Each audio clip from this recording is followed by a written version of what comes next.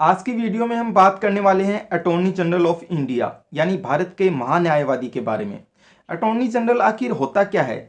इसका जवाब अगर मेरे को सिर्फ एक सेंटेंस में देना हो तो फिर मैं कहूंगा कि ये देश का हाईएस्ट लॉ ऑफिसर होता है, यानी देश का प्रथम विधि अधिकारी होता है। अब अगर आपको ये पता लगाना है कि अटॉर्नी जनरल की बात हमारे संविधान के कौन से आर्टिकल में की गई है, तो उसके लिए मैं आपको बताता हूं एक बहुत ही आसान सी ट्रिक। आप बस ये वर्ड लिख दीजिए, अटॉर्नी जनरल। अटॉर्नी जनरल को शॉर्ट में कहते हैं एजी। इस एजी से ही हमें पता चल जाएगा इससे रिलेटेड आर्टिकल का नंबर। यहाँ पर जो जी है वो तो है एबीसीडी का 7वां लेटर, तो आप 7 लिख दीजिए। अब इस आर्टिकल के नंबर में 7 के बाद अगला जो अंक आएगा वो 7 से कम होगा। अब 7 से कितना कम होगा ये जानने के लिए हमें सहारा लेना पड़ेगा एजी के पहले लेटर ए का। असल में ए है एबीसीडी का पहला लेटर। इसका मतलब आर्टिकल का अगला अंक 7 से 1 कम होगा, यानी 6 होगा। तो इस तरीके से आर्टिकल 76 में बात की गई है अटॉर्नी जनरल ऑफ इंडिया या भारत के महान्यायवादी के बारे में।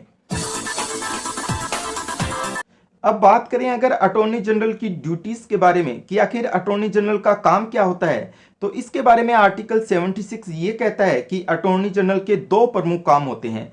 पहला तो गवर्नमेंट ऑफ इंडिया को लीगल मैटर्स पर एडवाइस करना, यानी भारत सरकार के विधि सलाहकार के तौर पर काम करना, और दूसरा वह तमाम काम करना जो कि उसको असाइन किए जाते हैं या सौंपे जाते हैं या तो प्रेसिडेंट के द्वारा या फिर किसी कानून के अंतर्गत। अब इसके आगे हमारे संविधान में कुछ भी नहीं लिखा हुआ कि प्रेसिडेंट ने किस तरह के काम असाइन किए हुए हैं अटॉर्नी जनरल को करने के लिए। ये सब जानने के लिए हमें रुख करना होगा प्रेसिडेंट के एक नोटिफिकेशन का, जो कि जारी किया गया था 1950 में।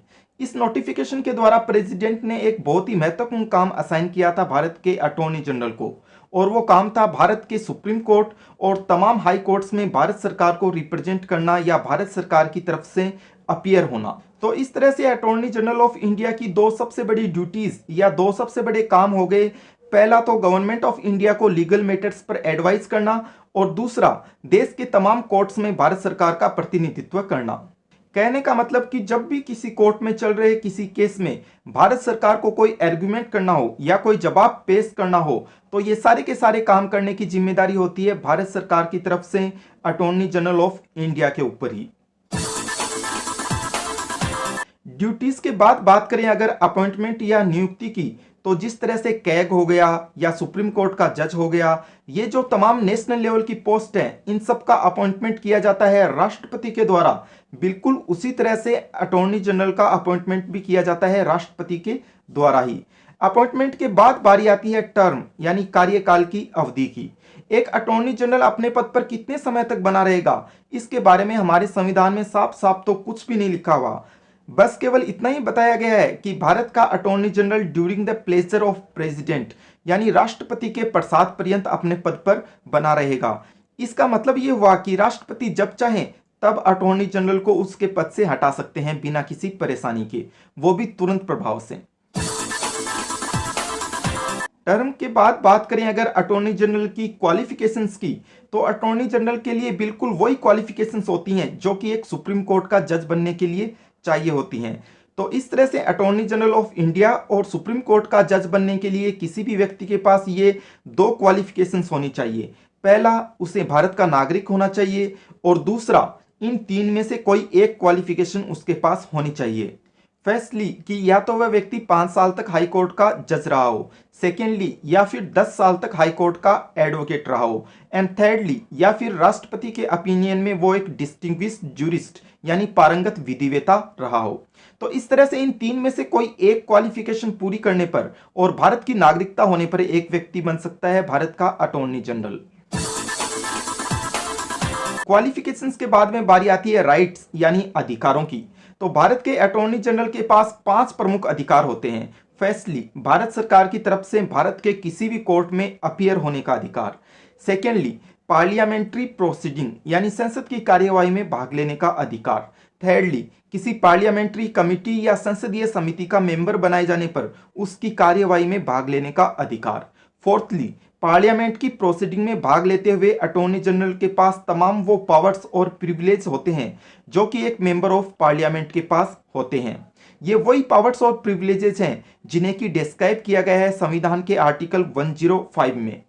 पांचवें और अंतिम अधिकार के रूप में हम डिस्क्राइब कर सकते हैं अटॉर्नी जनरल के रिमनरेशन को। संविधान के प्रोविजंस के मुताबिक अटॉर्नी जनरल को मिलने वाले रिमनरेशन को निर्धारित किया जाएगा देश के राष्ट्रपति के द्वारा। अटॉर्नी जनरल के इन 5 राइट्स के बाद बारी आती है अटॉर्नी जनरल पर लगी हुई कुछ लिमिटेशंस की। जो सबसे बड़ी लिमिटेशंस होती है एक अटॉर्नी जनरल के ऊपर, वो ये होती है कि वह पार्लियामेंट की प्रोसीडिंग में भाग लेते हुए भी पार्लियामेंट में वोटिंग का अधिकार नहीं रखता। इसकी वजह यह है कि वो असल में पार्लियामेंट का मेंबर नहीं होता, इसीलिए उसे पार्लियामेंट में वोटिंग का अधिकार नहीं दिया गया है। दूसरी जो सबसे बड़ी लिमिटेशंस है अटॉर्नी जनरल के ऊपर, वो ये है कि वह गवर्नमेंट ऑफ इंडिया के खिलाफ कोई भी केस नहीं लड़ सकता। वीडियो के इस लास्ट पार्ट में अब हम बात करेंगे आज के टॉपिक से रिलेटेड एक बहुत बड़े डाउट या कंफ्यूजन की, जो कि क्रिएट होता है असल में इन 3 मिलते जुलते वर्ड से, अटॉर्नी जनरल, सॉलिसिटर जनरल और एडवोकेट जनरल। दिखने में तो ये तीनों एक जैसे ही लगते हैं, लेकिन है ये असल में अलग अलग। एक तरफ जहां अटॉर्नी जनरल या महान्यायवादी होता है देश का सबसे बड़ा लॉ ऑफिसर, वहीं दूसरी तरफ एडवोकेट जनरल या महाधिवक्ता होता है एक राज्य का सबसे बड़ा लॉ ऑफिसर। यहां पर ध्यान रखने लायक बात यह है कि अटॉर्नी जनरल और एडवोकेट जनरल ये दोनों ही कॉन्स्टिट्यूशनल बॉडीज हैं, क्योंकि इनका जिक्र संविधान के आर्टिकल 76 और आर्टिकल 165 में किया गया है। वहीं जो सॉलिसिटर जनरल होता है उसका संविधान में कहीं भी जिक्र नहीं किया गया है, इसलिए ये कोई कॉन्स्टिट्यूशनल बॉडी नहीं होती, बल्कि असल में सॉलिसिटर जनरल का काम होता है देश के सबसे बड़े लॉ ऑफिसर अटॉर्नी जनरल को सहयोग करना।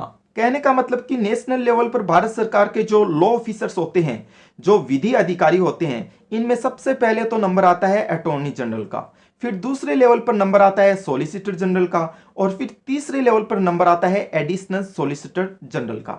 ठीक है।